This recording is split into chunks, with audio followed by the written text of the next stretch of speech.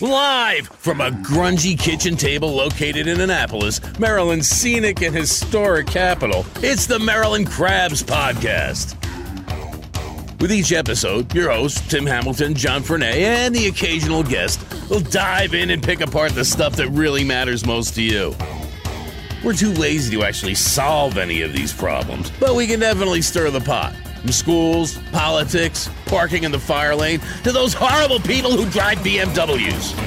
And here with this week's episode, live from the kitchen table, Tim Hamilton and John Frenay. Hey there, this is John, and I am flying solo again this week. And we put together this episode just in advance of Easter because, hey, it's about a church. One of the buildings that always sort of caught my eye going up 97 was the Bay Area Community Church, which is the big church on the left as you head north on 97. And they further caught my eye last Christmas when they distributed grace bombs all over the area. So we ventured out off of Crownsville Road and wanted to talk with Pastor Greg St. Cyr to find out a little bit more about this church. And then we also spoke with teaching pastor Pat Linnell, who was the guy behind the grace bomb, which, as we'll learn, is not just an Annapolis thing. It's something quite larger than that. This actually was one of my favorite podcasts to talk to and record. I learned an awful lot. I was able to take a tour of the new facility and their expansion, and it looks absolutely fabulous. And if you're in the market for a non-denominational progressive church, have a listen and give them a look. Now sit tight as we talk with Pastor Greg St. Cyr. Hey, we're here at Bay Area Community Church, which is probably more commonly known to any commuter that's going up 97 as the big building on the left if you're heading north, or the big building on the right across from the fairgrounds, the Renfest. Renfest. On the right as you're going south. And we are here with Pastor Greg St. Cyr, who is the lead pastor. Is that the title? That's right, John. Grand yes. Poobah? Well, lead pastor, hopefully servant. That's a servant leader. Okay, of this congregation. And this has been a building that's been on my radar. It's so visible in Anne Arundel County, and it's got to be one of the largest buildings around. And I sort of wanted to figure out what it was all about. Yeah, thank you, John. Yeah, it is a large building. I think we have about 75,000 square feet, and we're growing. Well, how long have you guys been here, and where's the history of Bay Area Community Church? Yeah, the brief story is that in 1987, a group of people from Annapolis started going up to Timonium. There's a church there called Grace Fellowship. They had a vision of planting churches along the East Coast. Folks were traveling up there, impacted by the worship, by the preaching. It was a contemporary church, and they got together and started Bay Area. And you moved here, mid-2000s? Well, we moved in 2006, right? It was Easter of 2006 that we moved in. We had been in existence for 18 years without a permanent facility. You don't realize that's phenomenal. Most churches don't make it 10 years if they don't have a facility of their own. Really? Totally. I mean, I do see an awful lot of churches that will be using a gym in a school, or a space in a vacant space in a shopping center or something like that. And obviously, I know they're looking to build a permanent facility, but 10 years is outrageous. Yeah, culturally, without a building, for the average American, they wonder about whether that church is going to make it. There's a question as to whether the church is healthy. But once you move into a building, it legitimizes in the American mind, oh, this church is here. It must be doing some good things. And so that's why they don't typically make it. What is your congregation size here? I mean, this is a giant place. I'm assuming you have more than the handful of people that are in one of the small Episcopal churches down on Route 2 in South County. Well, we love all the churches, regardless of the size. And we really are about the advancement of God's purposes on the planet. But our size is about 2,500, a little more than that. We have a campus in Easton and are launching this fall a campus in Odenton. And are these campuses the same size as this? I'm going to assume not. No. Easton runs about 300, and Odenton has yet to start. Here in Annapolis, there's about 2,500 on a Sunday. But, interesting fact, the average American today who says, I'm a regular church attender. Wait. Let me. If you're going to tell me how many times they go to church? Yes. Do you know? Wait. Don't tell me. 9. Well, per month. Okay. The average is 1.8 times a month.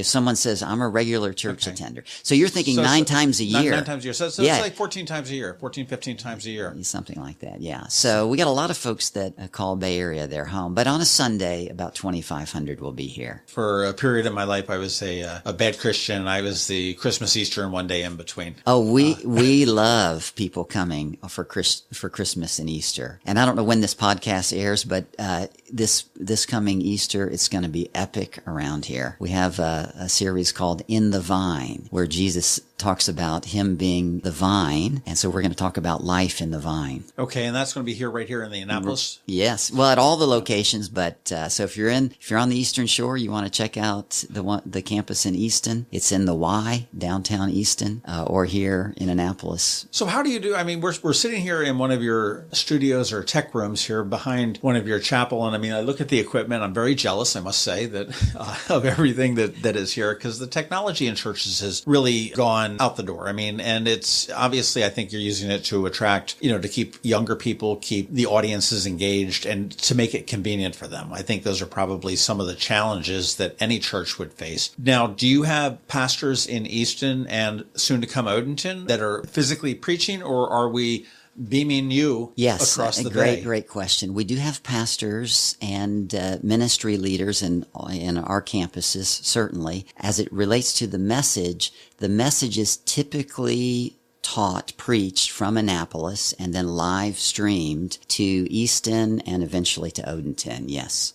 Okay, so if I were attending in Easton, there would be a pastor there that would be leading the service. Our campus pastor would be leading the service. We'd also have a youth pastor there. We have children's directors.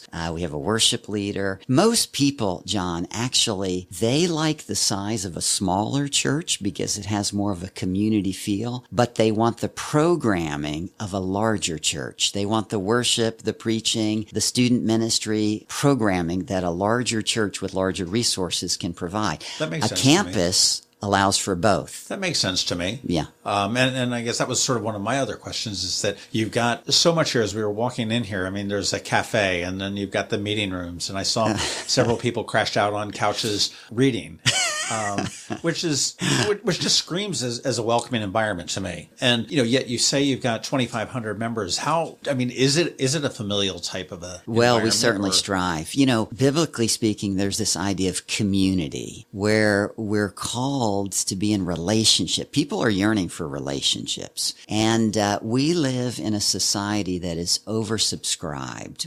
Everybody's redlined. Everybody is stressed out. And so we work hard to create environments where people can connect relationally. It's life-changing. So when people gather relationally around the person of Jesus and around his word, lives are transformed. Marriages are rebuilt. It's incredible. I mean, is this considered a mega church? Well, technically a mega church is a church that's over 2,000. Okay. So, we don't put a lot of weight in titles, names, that type of thing. But technically, yes, because we're over 2,000. Okay. Yeah. And I don't want to say a religious, but that's within a church type of designation. So yes. Yeah. But really, we are more about fueling what God wants to do from here to the nations. And so it takes all kinds of churches to reach and to serve all kinds of people. So it's not like one church is more successful than another church just because it has more people. Really,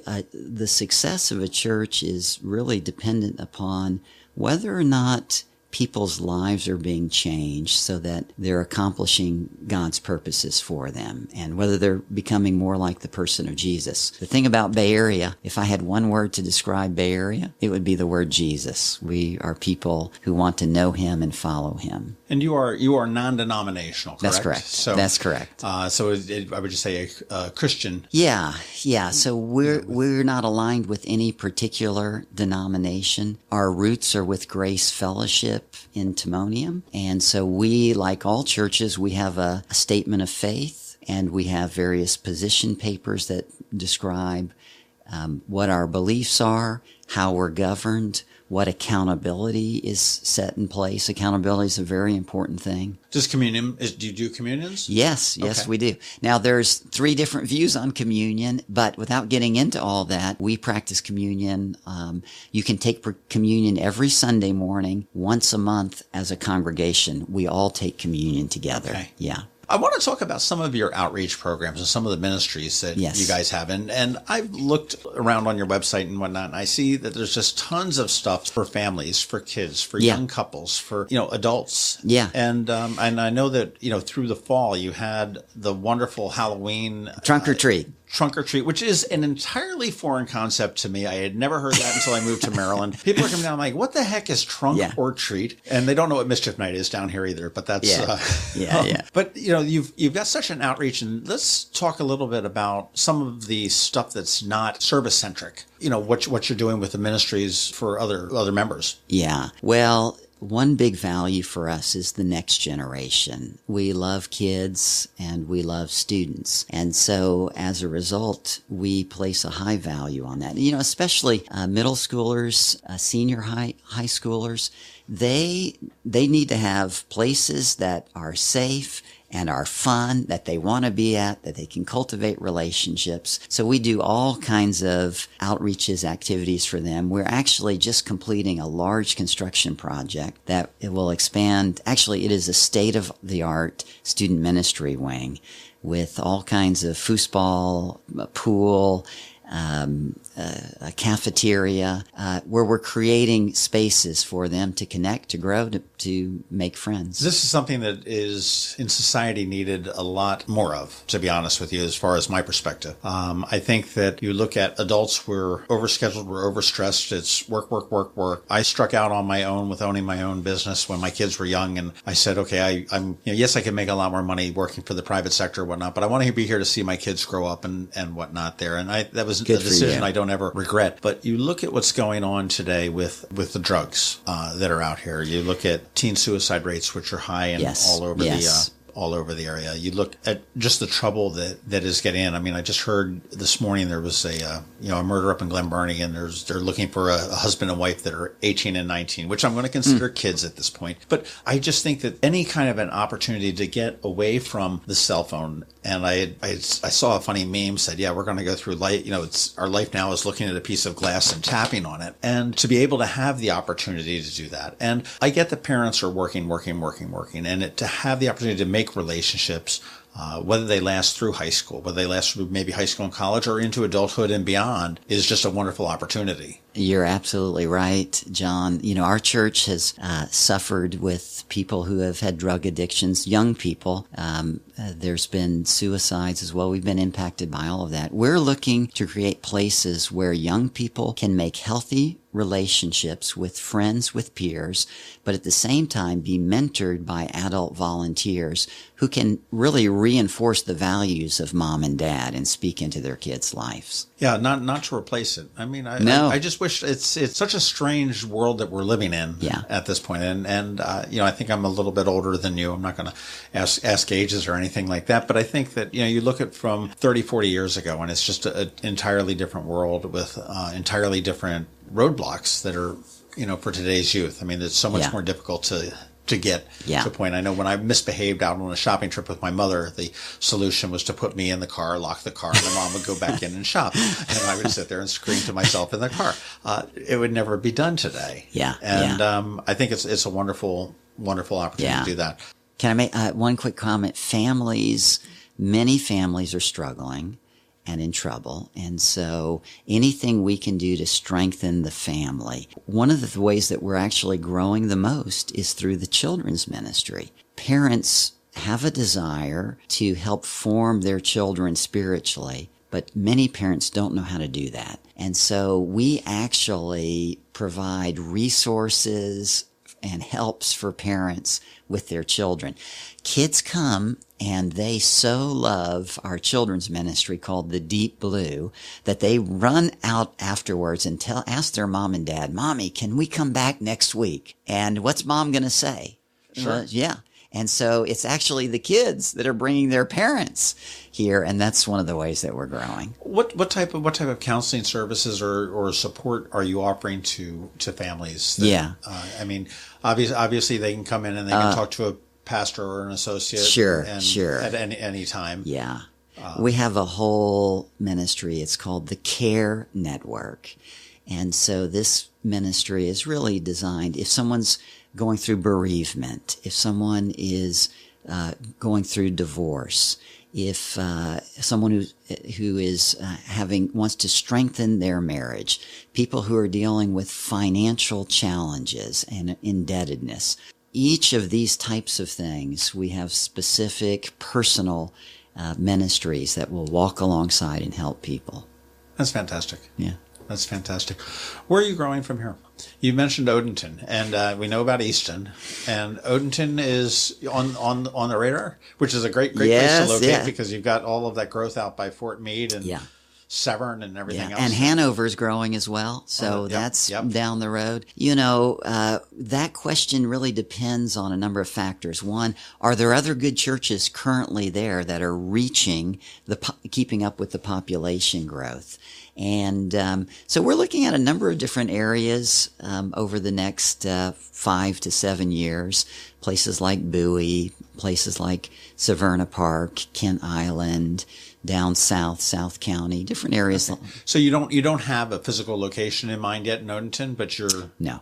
So we'll start by renting a place. Okay, well, this is just like as you said, you've got these churches that start out that they don't have a 10-year, 10-year term. So you've got a temporary space, and as the need grows, then the project would be that you would turn around and build upon that. We'll launch Easter. This Easter, we'll just do an Easter gathering at the Arundel High School there. And then with the goal of, in the fall, starting a campus. It might be at Arundel High School. It could be at a different location. And then as it grows, then over time, we'll look at other facility options. Okay. And is there anything on the radar beyond Odenton? I mean, and you seem to sort of creating this web. You've got Easton, which would certainly cover like the Kent Island area and whatnot, and then Annapolis and Odenton. I mean, are we looking anywhere else? Or if you were to come to my study and look at the map that I have on my wall, you'd see 7 different locations. But really, those are all prayerful locations. Okay. It could be places like Edgewater, Bowie, Severna Park, Arnold, these kinds of areas. We're open to all of those things. But the Lord will show that as over time. I've got a church trivia question for you. Yes, please. Put you on the spot. Have you ever traveled down Route 2 down into Southern Maryland by chance? Yes. Okay. Yes. How many churches are there between Edgewater and St. Mary's? Oh, wow. You got me, John. I don't know. I could guess. I'm going to say 50. I was surprised. 34.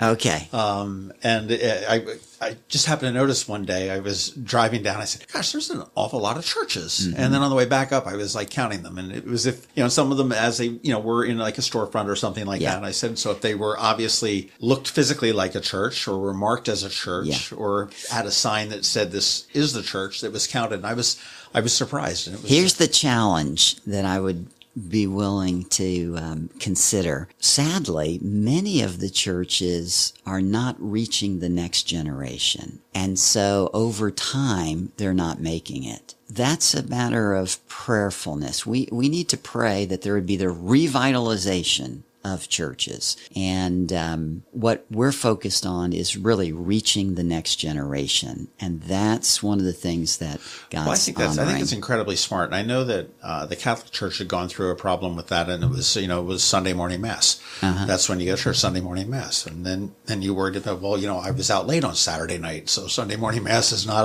a thing. Then they got into the Saturday afternoons and whatnot. And I know, certain churches are a lot more formal than others. You're in blue jeans and a shirt here, as opposed to a robe and a collar. And I think that to reach out to the younger audience, and I think that's probably a challenge on any church, whatever the denomination is to find something that today's youth are attracted to, that are embracing, that are going to continue it on as they move forward through their, through their adult life and beyond. And I think that it makes all the sense in the world. I think it speaks to some of the technology that you have here. Well, thank you for that. I think you're right on. We think like missionaries. And so a missionary exegetes the culture. See, who we're going after are the unchurched people. People who are already in churches, we say, praise the Lord. That's great. Right, yeah, right. It's the unchurched or the de-churched. And so thinking through the lens of a missionary, we ask, how can we not change the message, but change the forms so that they can relate to them and it makes sense to them? So we want to speak in a language that makes sense to them, communicate by the style and the dress, etc., for people who maybe have been turned off by church. It works in any number of different realms at church. I know that Anne Arundel Medical Center had a ball every year up in Baltimore to raise money and everything else, and it was this big black tie fancy thing. One year somebody screwed up, I think, and they couldn't get the ballroom up in Baltimore, so they did it in a parking lot under a tent, and they made it more casual, and you could wear blue jeans or dress up if you wanted and whatnot. Resounding success. People just love the option. I can get as fancy as I like, or I can be as casual as I like. Yeah. And I think that really sort of speaks to what today is. We're all busy. Do I necessarily want to get up on Sunday morning and put on a coat and a tie and, look to make sure that my shoes are not black and brown and they're either both brown or black, which I've done that before. I walked into church one time. You could come just like you are now in shorts and flip-flops, John. You could. At the same time, you could come with a coat and tie and hopefully be equally at home here. Do you guys do any outreach and mission trips and things oh like that? My goodness. Listen, our mission statement is making passionate, maturing followers of Jesus from here to the nations. We are involved in 8 different regions around the world, from South Sudan to India to Poland to Uganda to Ghana to Southeast Asia to Russia. And this is a real distinctive, I think, of our church. By the way, we're really big on short-term mission trips. So every year we send out over 150 people to go around the world to serve other churches. You go to a place like Belize or El Salvador or Uganda, and you come back absolutely transformed. And that's a short-term mission trip, you said? Yes. What defines a short-term? Well, it's usually about 10 days where an individual will be a part of a team that will go. For example, in Uganda, we have a ministry to HIV/AIDS families. And so we go and provide mattresses, lanterns, do building projects, lead Bible studies, basically just share the love of Jesus with people that are absolutely destitute and without hope. You do that, you come back, your life's transformed. I think that just doing a good deed, and it doesn't have to be as extensive as traveling to a foreign country to help somebody that's suffering from HIV, AIDS, or whatnot. But I just think that the world needs more good deeds. And I think that it's, when you do something like that, it's kind of neat. I know I was, one of my favorite places in Annapolis is Pip's Hot Dogs. Okay. It's a little hot dog stand down on City Dock. And there was a kid that had come in and he swiped his credit card and it got declined. And he's like, oh, what happened? What happened? So I just swiped my credit card and, bought his $8 hot dog, his lunch. And I mean, you feel really, really good about that. Yeah. And it's just a, sort of a random act of kindness and doing a good deed for somebody, whether you're, paying, throwing an extra, my jersey's coming out at me, but throw an extra quarter into the basket on the Jersey Turnpike for the car behind you, toll or whatever it may be. Right. But, the world would be a little bit better if we could do that. Completely. Ellen DeGeneres has a campaign going called A Million Acts of Good. Have you heard about it? So she's I've heard it. I'm not familiar with it. Yeah. So she's trying to promote basically acts of goodness, and that 1 million people would write in and share theirs. That will make the world a better place. There is a difference for us in that the ultimate act of good is what Jesus has done for us by dying on the cross and taking our sin debt upon himself. Certainly. That's known as the gospel. And actually, when a person is drawn into an encounter with Jesus and what he has done, that so transforms a life that out of that, we want to do acts of good. And so that's really the motivation that we have as a church.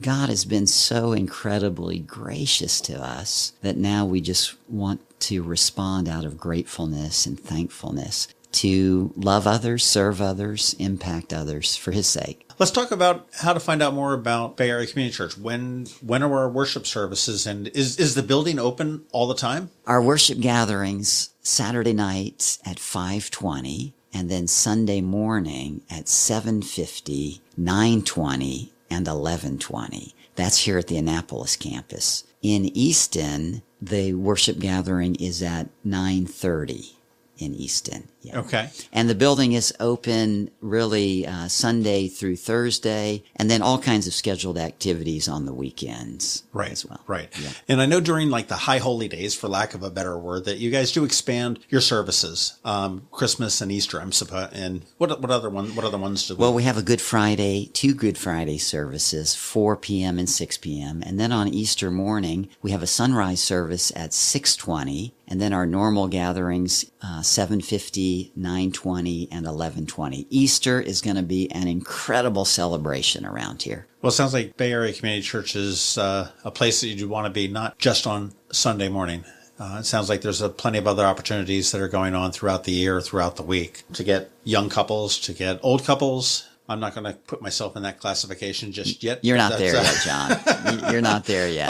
Families and youth and little children and everything else. There seems to be there's something here for everybody. I think you've done a great job. And one thing you did at Christmas time, and I would like to talk to the person responsible for this. I sound like it now. I start to sound like an old guy. I want to talk to the person responsible for this grace bomb. And I want to talk about that and figure out what that's all about and see what that's all about, because that was something that was just an incredible, as we talked about doing acts of kindness and doing random acts of good, was something that was pretty phenomenal that showed up this Christmas time. Grace Bomb's a movement, and so I'm happy for your listeners to learn more about it. Well, let's talk about that. Pastor Greg St. Cyr from Bay Area Community Church, thank you very much for your time this afternoon. Thanks for your hospitality of putting us up here, and I look forward to coming back and checking it out. My pleasure, John. Thank you.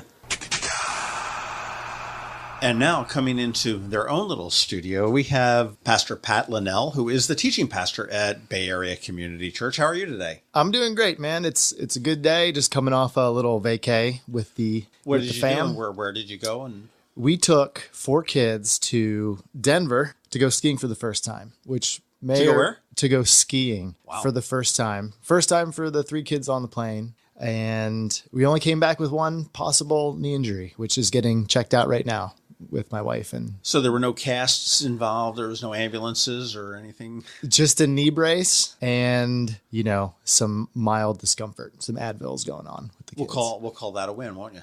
It was a win. It's crazy up there, man. That altitude is nuts. I like living at sea level. All my Annapolis people, what's up? It'll get you. You don't realize how thin the air is when you get up in the altitudes. It's true. We stayed at 9,000 feet, and I was about ready to pass out just by walking up the steps. I did that one time. I went to Machu Picchu, and I can do this. Yeah, We're ready to die at the end of the crazy hike. It's there. Well, the reason I want to talk to you is because you are the youth pastor here. Youth pastor? No. Teaching pastor. Teaching pastor. So that's just a fancy word that means I teach as a pastor. And you also preach at the sermons on Sunday. Yep. So if you come to Bay Area, half the time it might be me.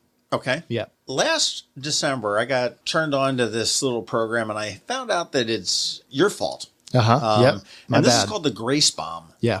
And it was strange. I know that we had talked with the church about it, about what the concept was. I wanted to get a little bit more into it. But I had people sending notes to my Facebook page with the little cards saying, do you know what this is all about? Yeah. And I did. And I'd like to explain to me what a grace bomb is. Yeah, so very simply, a grace bomb is a surprising gift that's meant to brighten someone's day. But the depth behind it is really rooted in when Jesus said, love your neighbors yourself. And so the grace bomb is this practical tool, kind of like training wheels, just to help people get in the game of loving your neighbor, whether your neighbor's your husband or wife or the stranger who you don't know, their name. So it's a tool. So grace bomb's a tool, but it's also this call to love people. It's just sort of a paying it forward type of a type of a thing. Now, how does it work? You distributed cards to So the congregation. I'll tell you one more detail about it, and then I'll tell you how we did it. Okay. Because on the surface, it's kind of like Pay It Forward. It's kind of like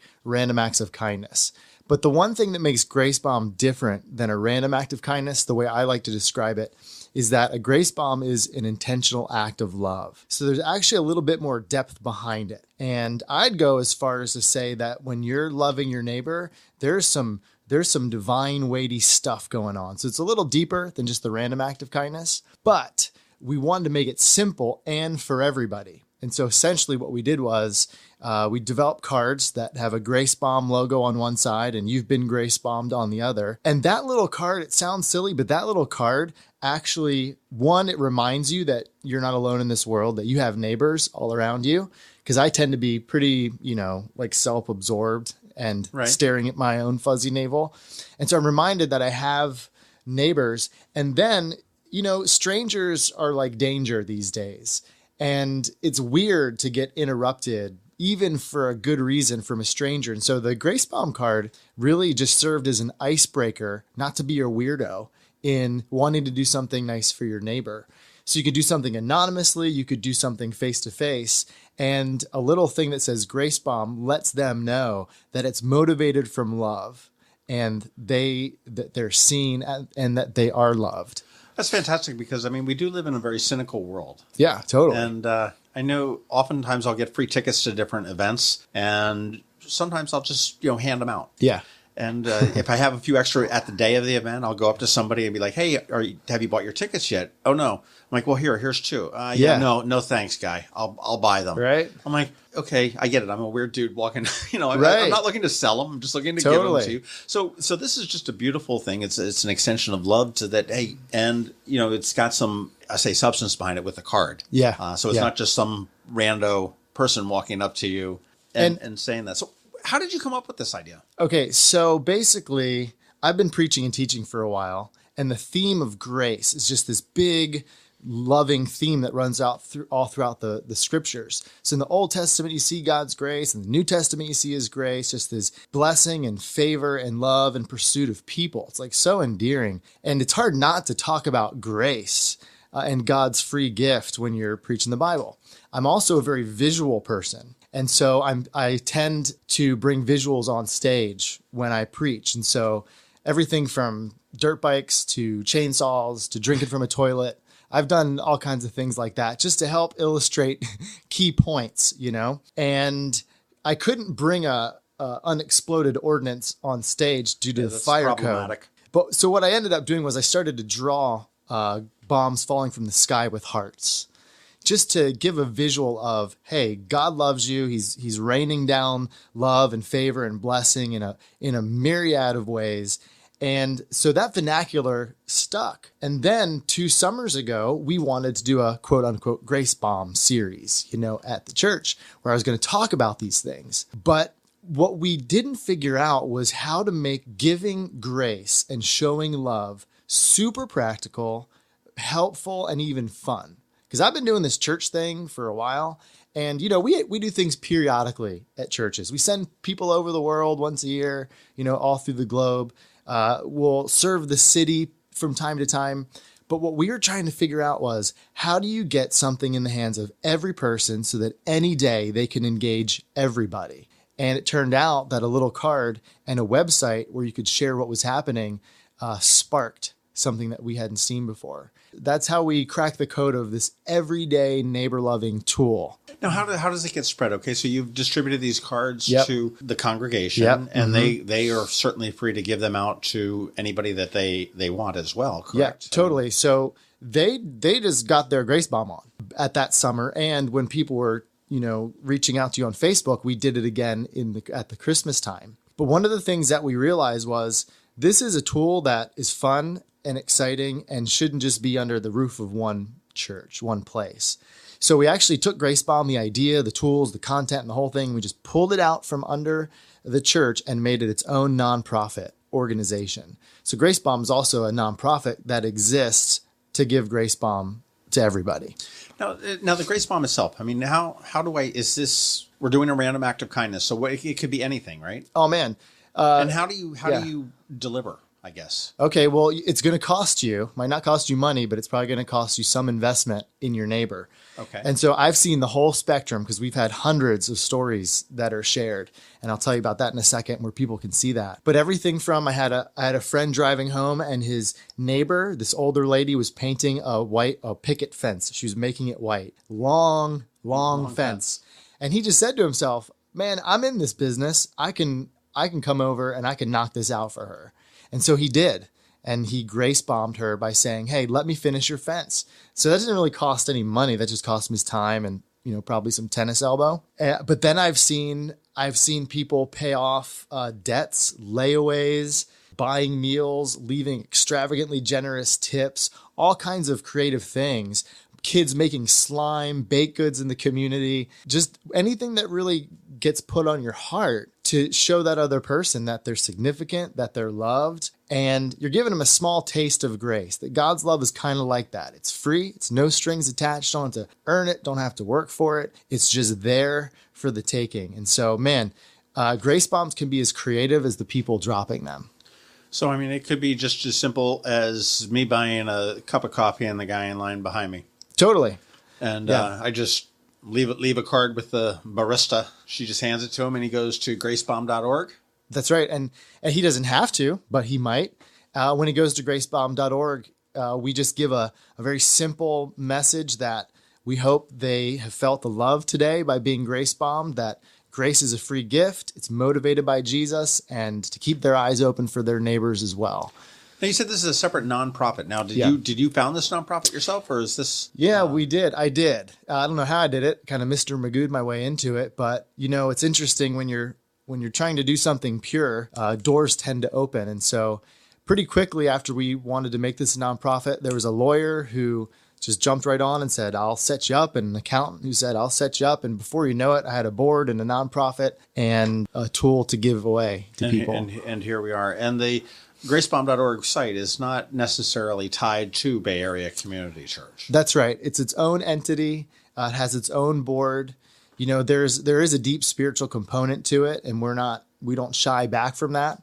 I actually think that when you add spirituality and even bringing Jesus into the conversation, you will actually be able to love people better than just randomly trying in your own strength to always be nice to people. You said that you've opened it up to other organizations and other people to do it. What other people have participated? Has there been any other participants locally that we know of? Or yeah, actually. So for your listeners in this area, you might have heard of Lighthouse Church in Glen Burnie. They're kind of an exploding church over there. Last summer, we did a series called The Grace Bomb, gave people the cards. They lit up Glen Burnie. And since then, I've been contacted by actually churches up and down the East Coast inquiring, how can we get Grace Bomb here? How can we get cards? How can we get the content? Send us shirts. We want to get involved. Since the summer, so the past few months, we've had about 38 states reach out to get Grace Bomb cards, in homes and individuals in 38 states,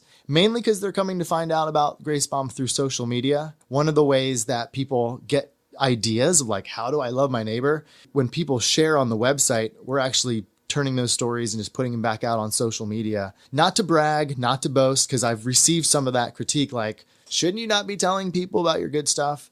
And it's that's not really the point. The reason we share Grace Bomb stories is because we want to spur one another on to love and good works. And so really it's in that spirit. If it's about bragging, that I'd rather not share, but in the spirit of, hey, we can all do this. So we've put that out on some social media and the response has been great. Different churches are wanting to launch their own series, basically right now up and down the East Coast. Now, did this start out just as a Christmas thing, or is this, because that's when I sort of snipped it out, just started out as a Christmas and now it's taken off to a year round? Yeah, well, actually Christmas was round 2 for us. We did this 2 summers ago. And there was a buzz in the city of Annapolis. And then we're like, we need to bring this back. And we brought it back around Christmas time because people are already in the mindset of giving. And instead of buying a gift or donating a certain amount to, let's say, an organization, we just wanted to put the power in the hands of the people and let them go be the gift and go do it.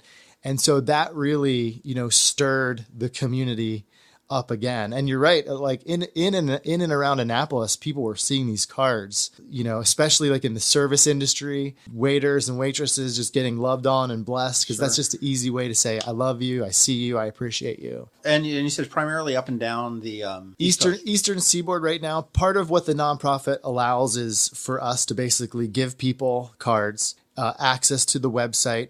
When people in their geography or city share, whether they've dropped or received a grace bomb, we get the story and we turn it back around and give it to the church in that neck of the woods. And so right now, I might be flying out to North Carolina to do a church launch. There's some guys in Florida that want to do it kind of on their own, and a smattering in between at this point. So how does a church in North Carolina get involved with this? Obviously they contact you, and does your foundation provide, or nonprofit provide, the cards and the everything that goes with it? And Exactly. So our heart is that Grace Bomb would always be a grace bomb. And so the teaching content behind it. So like if a church wants to do it, there's some teaching behind it. Like there's the golden rule, and Jesus said to go do these things, and it really motivates and stirs up the people. And so we give them those resources. We give them cards, t-shirts. We just want to give this away and make it a blessing for people. So your nonprofit is a non-profit. It's a nonprofit. It's we're not, we're supported by some families and individuals who they do financially invest, but they want to see it free for everybody else. That's their own little grace bomb. It is. They're trying to grace bomb. So that's right. And again, this is the beauty of this thing, I think, is that as an entity, it's so simple. I mean, it's business cards and stickers. Right. There's no houses. There's a little bit of a website, and the voice. Which really spreads this nationwide. Where's the furthest place that's been grace bombed that you know of? I think we got a story or request from Germany, maybe Australia. I think there's been 4 countries, but I'm not sure geographically as the crow flies the furthest. What's next for you? Do you have you got another trick up your sleeve, or are you? Yeah. Are your sleeves already full? Well, they're full. However, part of this Grace Bomb project and part of the dream is to get the materials and the teaching content into the hands of more people to scale it. Because I can only go so many places and launch. But if I can get the key content into the hands of a capable leader or teacher or preacher, perhaps, that would really just help this thing expand. And so I'm about 1.5 years into the Grace Bomb book. It looks like in the fall, we're going to submit it to about 17 publishers, the book proposal. And what the book Grace Bomb is, it's a mix of the teaching of loving your neighbor from the Bible. It's some of my story from my life. Then, we've received up to this point somewhere around 350 stories of either Grace Bombs dropped or received. And those stories, some of them are just like, you got to be kidding me. These are amazing. Mind-blowing. And so those are also threaded throughout the book as well. Yeah. And you're shopping that, you said shopping it out in September. Okay. Yeah. That's exciting. Yeah, it should be fun. Is it mostly all written or? It's mostly written. Actually, I was working on it today, right before we stepped in this podcast. There's 14 chapters, 7 of which are highly edited and refined. Another 7. That's like a podcast, highly edited and refined. There you go. Nobody ever used the word refined for us. So that's, okay, churches are an obvious partner. Yep. With the grace of God and everything else there. But there are other organizations, there are other nonprofits that have similar mantras and missions to do good. Is this open to anything outside of the church, to other nonprofits that may want to do this that are maybe not affiliated with a church? Sure. I mean, honestly, that's up to the nonprofit or the entity. I'd say if anybody wants to encourage loving your neighbor using Grace Bomb, go for it. But they also know that the motivation behind giving grace is first having received grace. And it's like, well, okay, that's God, that's Jesus. So if they're okay with wanting to be open to receiving God's grace and having a little card that says grace on it, I'm like, yeah, let's have the conversation. Go for it. Yeah. Why not? Sounds good. And more information and just to sort of checking out gracebomb.org, and it's GRACEBOMB. That's right. Gracebomb.org. And you can see some stories on there, but I think what's trending right now is people are just going to the Facebook and the Instagram which are connected to the website. And that's where they're really checking out the stories and watching some videos. And if you've been grace bombed, where do you submit it? On the Facebook page is probably the best place? Actually, gracebomb.org. So if you dropped a grace bomb and it was just a really cool experience for you and want to share, let us know. And you might see it at some point, on social media. Or if you've received a grace bomb and you want to let us know what happened, you can do that at gracebomb.org as well. Or you might see it in a book called Grace, right? Hey man, you might be in a book, people. So check that out too in about a year, 2020. Watch out. I'll tell you, Pastor Pat Linnell, who is the teaching pastor at Bay Area Community Church, who is here co-preaching on Sundays. Yep, that's right. And the brain behind this Grace Bomb, which is it's a wonderful, not even an organization, but a life building concept. Yeah, thanks, man. To do some good in the world, which certainly we all could use a little bit more of. That's for sure. That's for sure. And I appreciate you certainly doing this. I encourage everybody to go check out gracebomb.org and also check out Bay Area Community Church right here in Annapolis. It's sort of on the line between Crownsville and Annapolis, but if you on the other side of 97 from the Renaissance Festival grounds. Yeah. And they've got a church, they've got a campus over in Easton and a temporary one coming up soon online up in Odenton. Yeah, that's right. And that'll be there for Easter Sunday will be the first time that it's over there at Arundel High School. So I thank you very much for your time, Pastor Pat. I look forward to seeing more Grace Bombs all around the town. Okay, you're very welcome, and thank you for your time. And a big thank you to Pastor Greg St. Cyr and Pastor Pat Linnell for their time. Great to know a little bit more about that church. And what a big community it was. I didn't realize it was quite as big as it is. I'm definitely intrigued, and you may see me there one Sunday. Well, that'll wrap it up for this week's episode of the Maryland Crabs Podcast. And you know all the ways to get a hold of us. info@themarylandcrabs.com. You can check us out on Facebook at the Maryland Crabs Podcast. We've got a page and a group. Twitter is MD Crabs Podcast, and I think that's about it. Until next time, have a good one. This has been the Maryland Crabs Podcast with Tim Hamilton and John Fernay. Sure to follow them in all the regular places, Facebook, Twitter, YouTube, and online at themarylandcrabs.com. Take a moment to rate us on iTunes. Now, get the hell out of my kitchen. Seriously, go! You're still here? It's over. Go home.